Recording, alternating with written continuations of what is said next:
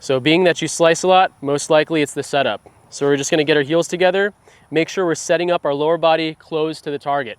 Step 2, make sure the upper body is set up close to the target and tilted to the sky for this driver.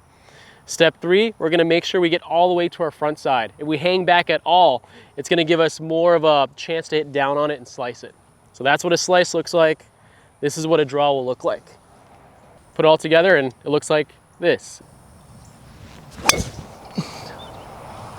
It's not bad at all. Wow. That's really good. I have never seen that ball flight on my shot before. All right, so I'm gonna try to help Kyle here in 5 swings or less. First thing we're gonna do is we're gonna change your setup. Okay. So let's say we're trying to go at the house down there, that shed. Go ahead and set your body up like you normally would. Okay. Cool, just go ahead and pause before you swing. Okay.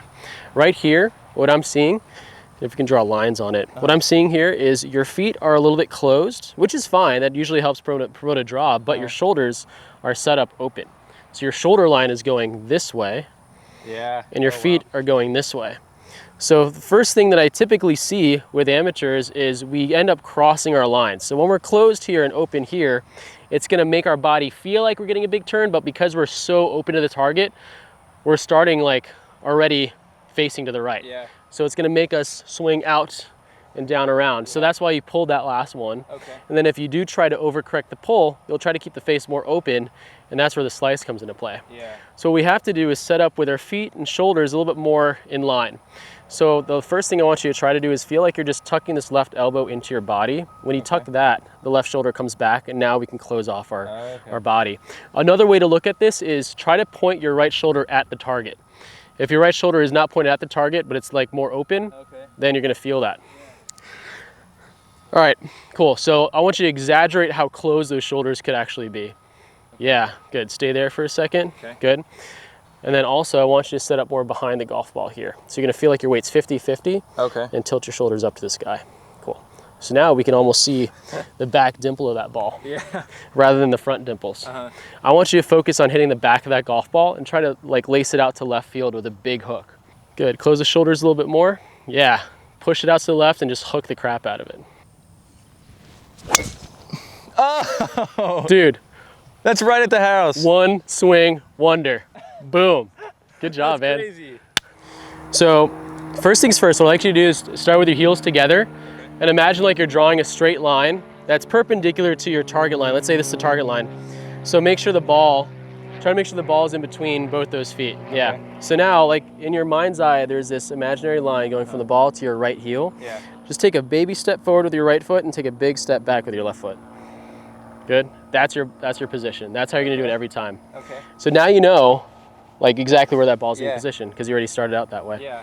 Good. So you already set your body up a little bit closed with the lower body, which is perfect. Just match that with your upper body. Okay. So the second thing I like to do is tilt the shoulders. So instead of looking at the ground where you want the ball to land, which is fine, I want the last thing you look at is like the clouds above it. So just kind of like find your landing zone and then look up to the sky. And as you look up to the sky, feel your shoulders tilt up. Okay. There, good.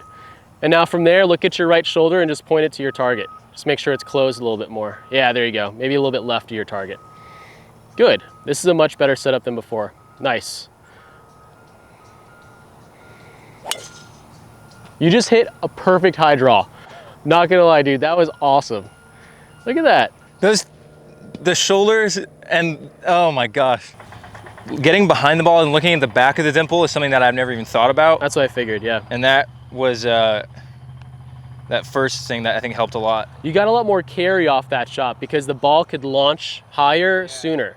And that's what everybody wants now is like you want to be able to launch the ball really high quickly as possible. Now just bump that right hip a little bit to the target, like you're just shifting that right slightly, good. And then from there, get your shoulders to tilt up to the sky. What we call this position is a reverse K. So it's what impact would typically look like. So from here all the way down is one straight line. Okay. From your left foot up to like your midsection is one part of the K, and your left shoulder down to your midsection is another part. Yeah. Before you're more like this. Yeah. Now you're like bumping, and now the shoulders can tilt. Yeah. So with this bump, shoulders tilt to the sky. And this is just a good way to drill in this feeling. It doesn't have to be what you take to the course, but I would drill it in this way. Yeah. That's it, dude. That's money. 10-yard draw. Cool. Oh.